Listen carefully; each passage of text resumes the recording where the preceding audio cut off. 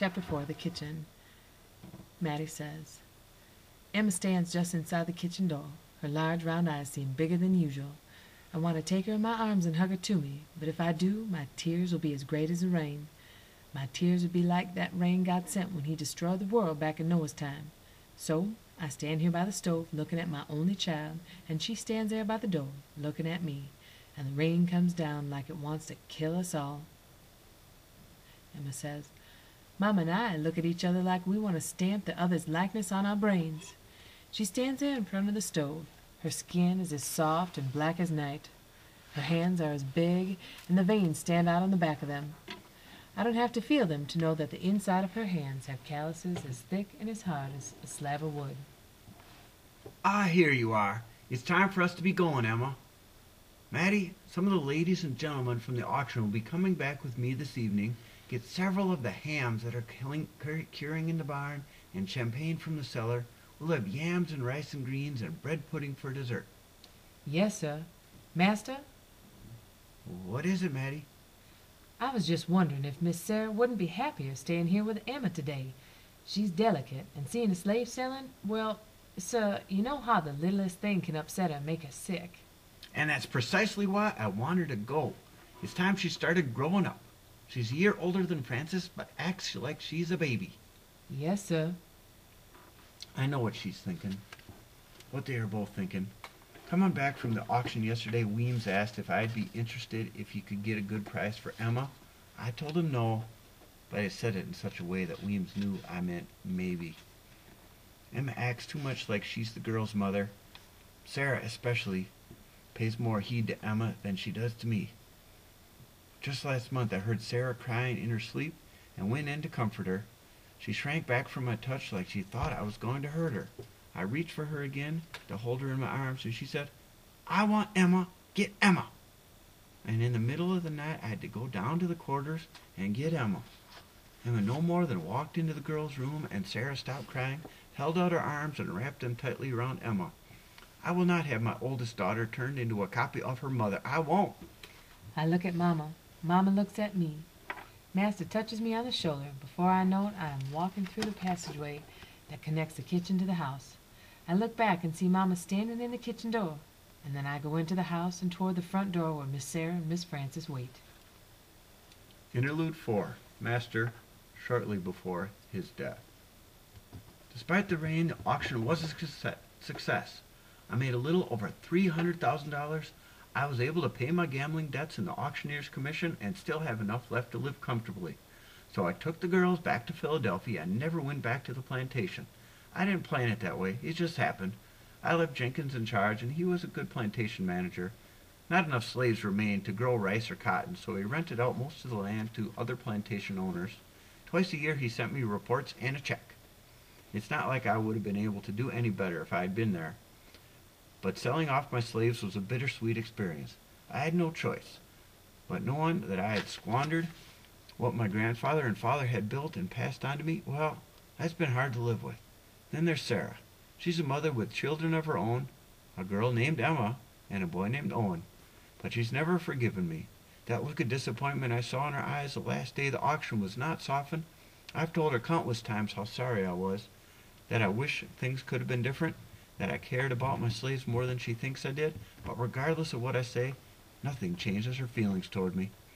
I disappointed Frances too. The plantation was to have been her inheritance, and it will be, but nothing remains except a few old slaves and a house and a barn that are probably ready to fall down. She tells me it doesn't matter, that she'll return the Butler plantation to its former glory. I admire her spirit, but I think the glory days of the Butler plantation are only a memory now. Times are changing, and not for the better. If you ask my opinion, there's a growing sentiment against slavery in the North. Some want to free the slaves and get rid of slavery entirely. Then what? Do they want Negroes living next door to them? Do they want Negroes going to school with white children? Do they want Negroes marrying their daughters? Slavery has been the best thing that's happened to Negroes because it has helped civilize them, as much as that is possible given their limited intelligence. Slavery also has built America. Rather than ending slavery, we need to expand slavery westward to the south, to the shores of the Pacific Ocean, and down into Mexico. With slavery, America will become prosperous and strong. Without it, well, I shudder to think what will become of our nation. There are some whisperings that the matter will have to be decided in a war between the North and the South. I can believe Yankees will be so wrong-headed as to go to war over Negroes. If that ever comes about, I hope I'll be resting peacefully in my grave. It would break my heart to see the Southern way of life destroyed. Chapter 5. The Slave Auction. In the stable where the auction takes place. Emma says, "The ride in the coach from the plantation to here made me feel sick in my stomach. The coach rocked from side to side and up and down as it bounced in and out of all the holes the rain has made in the road. The rain was so loud on the coach, nobody talked. I sat on one side next to Sarah. Frances sat on the other side next to Master Butler. Sarah leaned against me, the thumb of one hand in her mouth. With the other she held on to my hand hard like she's still doing. My hand hurts, but I don't have the heart to ask her to let go. I've never been in a place like this. It's a barn, but it's like a barn, but only bigger. A lot bigger than the one at the plantation. Along the sides are stalls where the horses are kept. Except there's no horses in the stalls today. Slaves are packed in them, tight like cotton in bales. In the center of the stable there's a platform. I guess that's where the slave seller will be when the selling starts.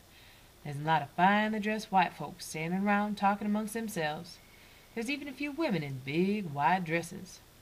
Master is walking around shaking hands with different ones. The men laugh and pat him on the back like he's done something good. And he points down at Frances, who is holding his other hand. The men bend over and shake hands with her. She does a little curtsy and grins from ear to ear. Sarah says, "It's hot in the stable, and it smells like hay and horses and sweat. No one seems to care or notice. Everyone is laughing and talking like they're at a Christmas ball. There's Frances, acting like she's a princess with a little curtsy. Man bows and kisses her hand. I wish people liked me as much as they like her. I pull Emma toward the door at the other end of the barn. I want to be as far away from everything as I can." Near the center of the stable.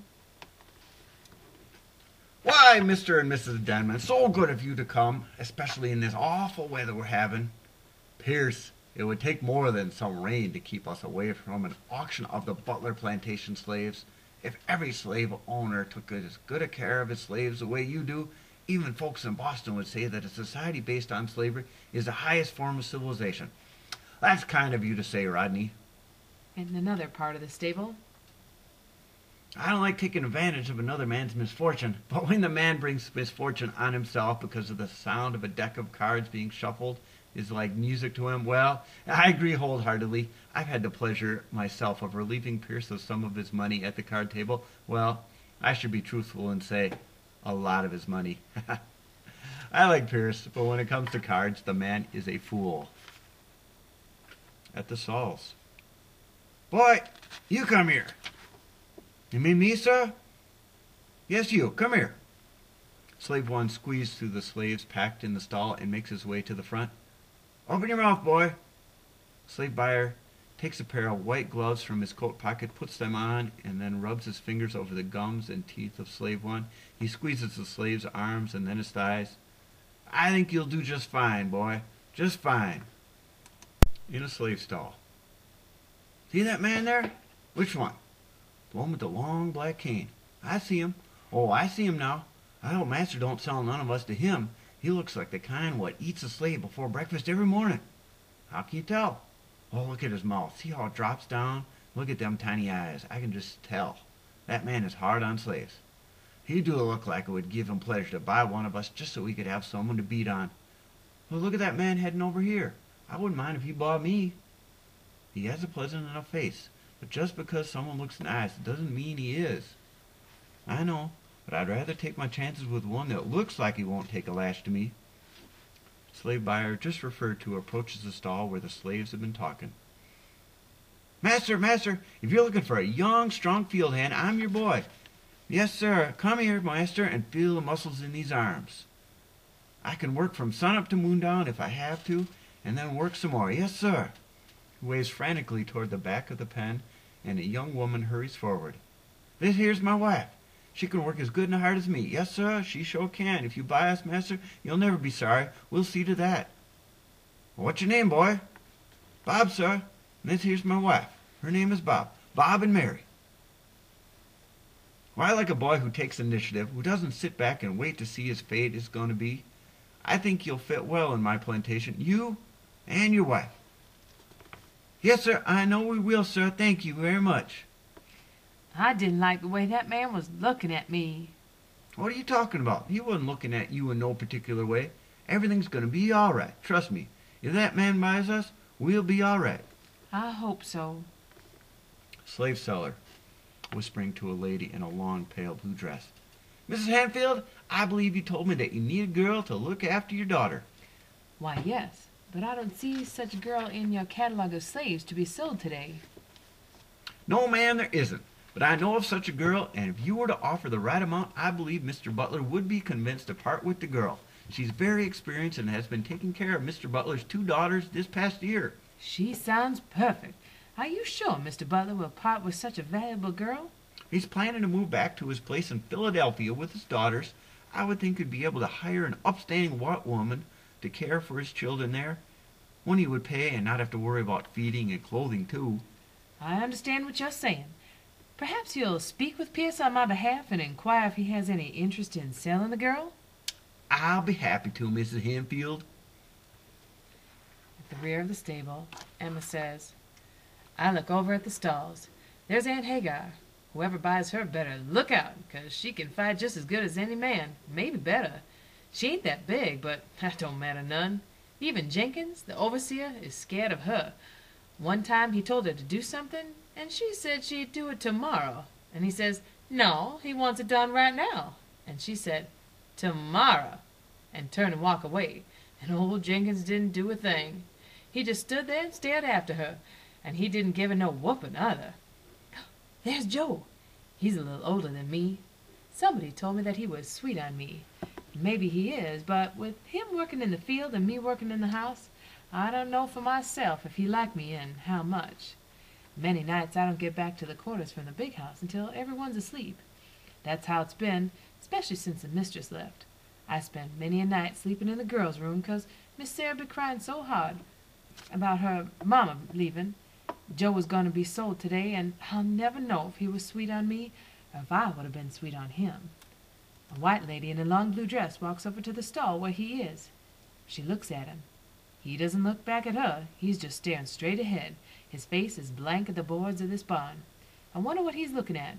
I wonder what he's seeing. A few of the slaves look like as if they want to kill somebody. Most of them look like they're not here. If I was going to be sold away, I think that's what I would look like. I'd be trying to get ready for whatever was going to happen to me. I would be angry later. Gentlemen, and I see a few ladies also, may I have your attention, please? Your attention, please. Thank you. My name is George Weems, and I'd appreciate it if you would remember that name and tell all your friends that when it comes to selling slaves, nobody can do it better than George Weems.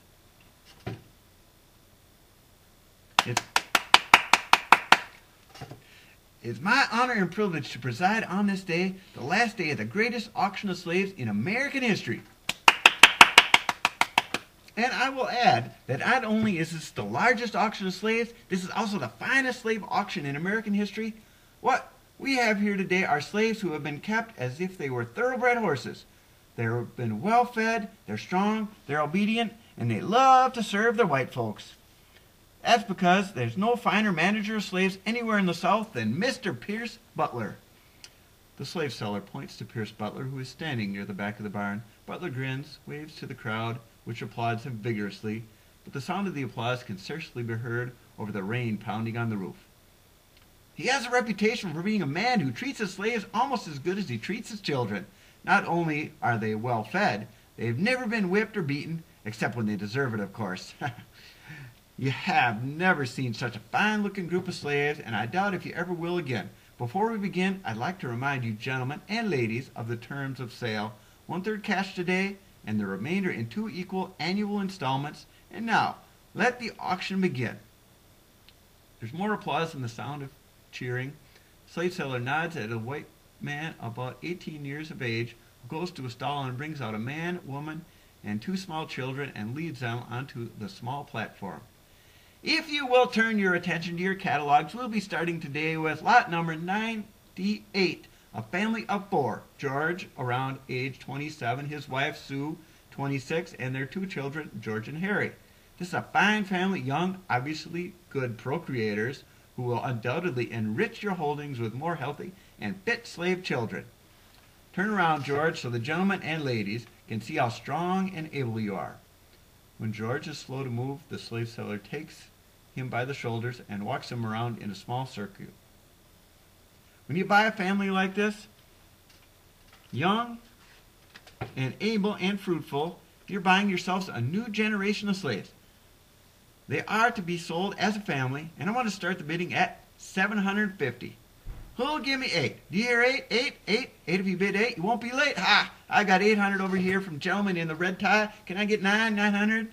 9, 9, 9. I want 9. I want 9 would be just fine. Ha! 900 from my good friend Mr. Powell from Atlanta, a man who knows how to judge flesh when he sees it. But I know you gentlemen aren't going to let him get away with these 4 slaves for mere $900. If you let him do that, then he's nothing but a thief. And we know Mr. Powell wouldn't steal 4 fine slaves like these from his friends.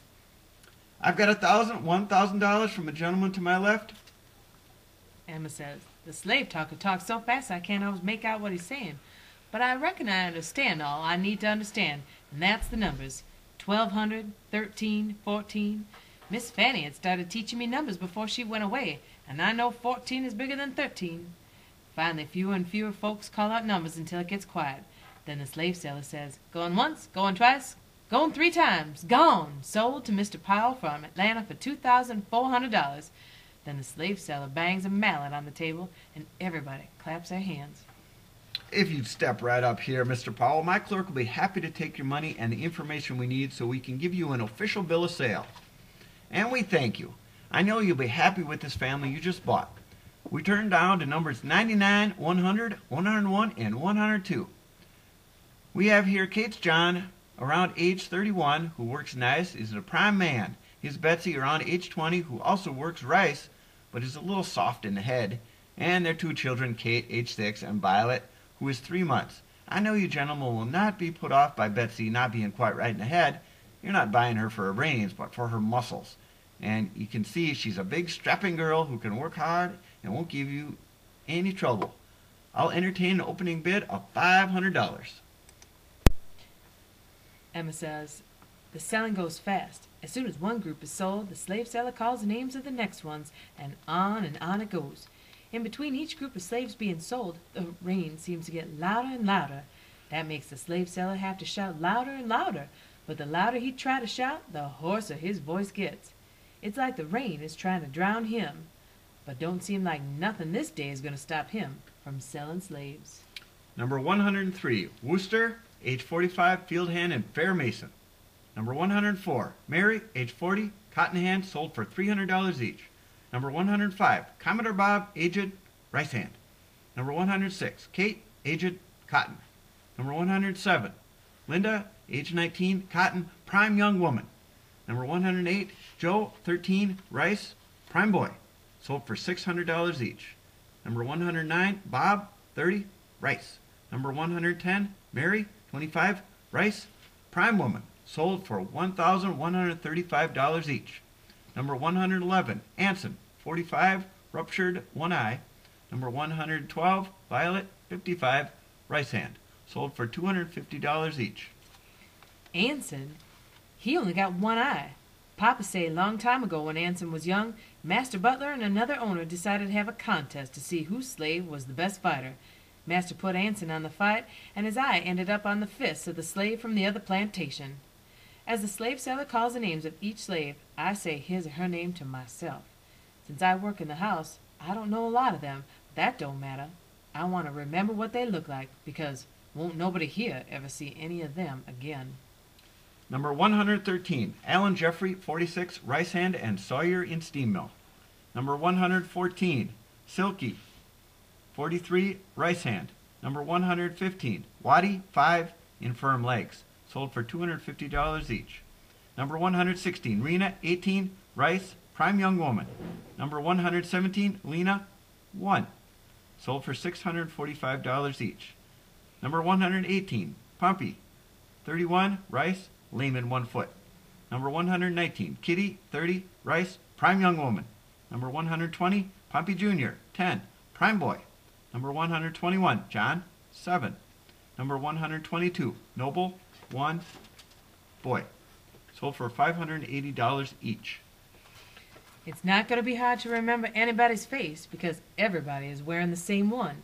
Their mouths are set in a straight line, their eyes look straight ahead and cover the crowd, and over the crowd. It's not like there's something they're looking at, but more like they've closed their eyes while keeping them open. If it was me up there, I would try not to think about what was happening. I would try not to think about anything. I would try to disappear from everybody, including myself, and that way I wouldn't feel anything. It would be like it wasn't me that was being sold, but somebody who just looked like me. I would be somewhere else. I'd hide in the sound of the rain pounding on the roof like the hooves of frightened horses. Sarah says, all I can see is the back of people, but I can hear Mr. Weems calling out the names of the slaves, and then he talks so very fast until he bangs his gavel on the table, and then he calls out the names of some more slaves. I can't see Papa and Frances from here. Frances is probably enjoying herself. I want to go home. The rain is falling even harder now. It's like God is angry at Papa for what he's doing. Slave seller. I want to take a second to thank you gentlemen and ladies for your lively bidding. We're moving along at a good clip. I would like to call your attention now to chattel number 319. Jeffrey, a 23-year-old buck who's a prime cotton hand. When this boy is around at cotton picking time, the cotton just seems to jump out of the bowls and into his sack. Jeffrey comes by himself, no wife and no children, so I'm expecting a good price for this boy. I'll start the bidding at $1,000. Emma says, Jeffrey's face is different from the others. He's staring over the heads of the men bidding on him, but his eyes are looking around, searching for someone. There! He's found who he was looking for. I follow his stare to the stalls, where I see a girl. I ain't never seen two people look at each other like they're doing. It's like they're trying to hug each other with their eyes. Sold to Mr. Ellington from Mobile for $1,310. And the slave seller goes bang on the table with his mallet. Jeffrey. Master Ellington, sir, could I have a word with you? What's on your mind, boy? Thank you, sir. You look like a good man, sir. One who fear God. There's a girl. Her name is Dorcas, sir. The Lord knows that I love her more than anything on earth, and she loves me, and I will never love anybody the way I do her. Please buy her, Master Ellington, sir. We love each other so much. Well, that's very nice, boy, but I'm a businessman. I can't be throwing my money around for the sake of love. Oh, it wouldn't be like that, Master Ellington. No, sir. Wouldn't be like that at all. Dorcas, she a prime woman, yes, sir. She's tall, got long arms, she's strong and healthy, and she can work all day, yes, sir. She one of the best dressed hands on the whole plantation. She be a bargain, sir. Well, let me see her. This is her. Ellington looks Dorcas over carefully. Turn around, Dorcas. As she does, Ellington nods approvingly. Take that rag off your head. Dorcas removes a colorful handkerchief from her head, and Ellington examines her scalp for any signs of wounds or disease. Then he feels her arms and looks at her teeth. All right, boy. I believe she would be a bargain. Yes, sir. Oh, yes, sir. She's a bargain, all right. I'll buy her. Oh, Master Ellington, thank you so much, sir. Thank you so much. There ain't going to be no too hard-working Negroes on your plantation, sir. Slave seller. We'll now move on to chattel number 345. 17 years old, can pick cotton so fast you'd think she's using her toes as well as her fingers. This is a prime woman, gentlemen. No children, but you can look at those hips and she's built for birth. I'll accept bids starting at $750. Ellington. 800. I've got 800 from a man they call Alabama Sam, Mr. Sam Ellington. Denman. 1,000. That's $1,000 from Mr. Denman, who needs some help to pick all the cotton he grows in the Mississippi Delta. 1,200. 15. I've got $1,500 from Mr. Denman. 1,500. Looks at Ellington. Do I hear 2,000? Ellington shakes his head. 1,750.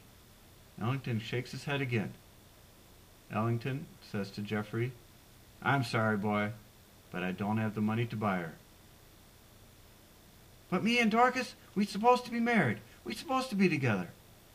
Ellington moves away as tears stream down Jeffrey's face. Slave seller. I've got $1,500 going once, going twice, going 3 times sold to Mr. Rodney Denman of Ruleville, Mississippi. There's a loud clack of lightning, followed by thunder so loud that the barn shakes for an instant, and the rain comes down harder than it has all morning. However, even as loud as the rain is, the painful sobbing of Jeffrey and Dorcas can still be heard. Interlude 5. Jeffrey, some years later. My new master was sorry he didn't buy Dorcas because I ran away every chance I got. I was determined to get to Mississippi and find Dorcas, but Master Ellington, he'd catch me every time. After a while, it was almost like a game we played. He tried beating me to make me stop, but wasn't nothing going to keep me from trying to find Dorcas.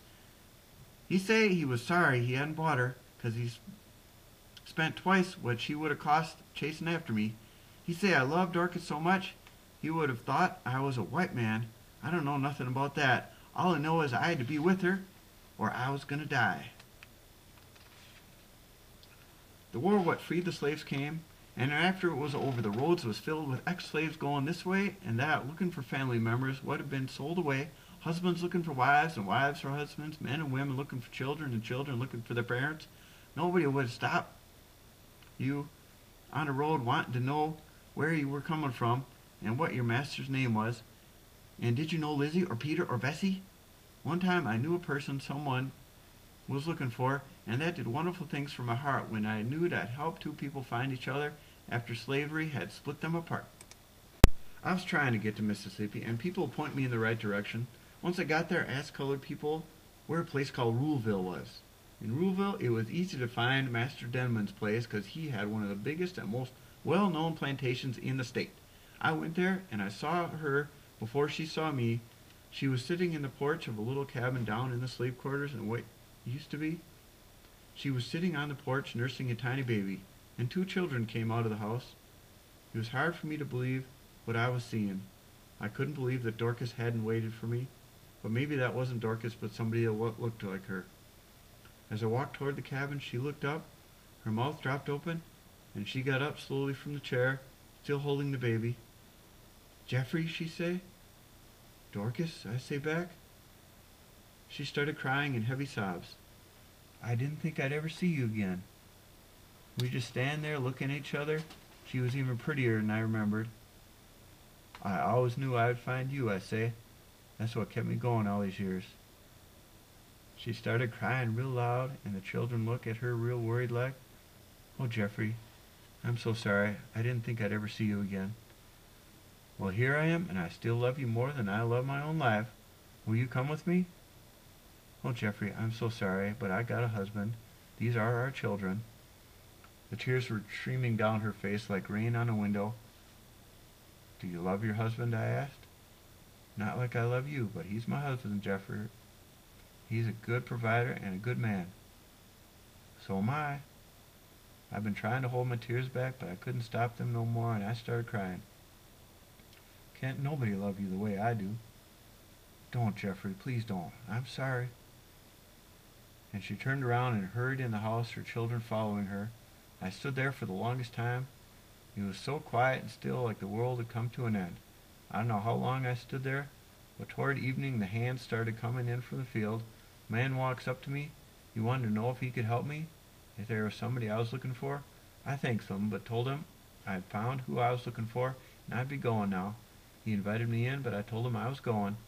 He went into the house where Dorcas was, and I turned and left. I didn't know what to do, or where to go, so I've been walking the roads like so many others who are given their freedom, but don't know how to practice it. I gained the freedom to look for Dorcas.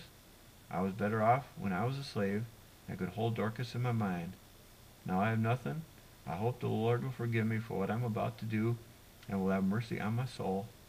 All I want is the peace in death which escaped me in life.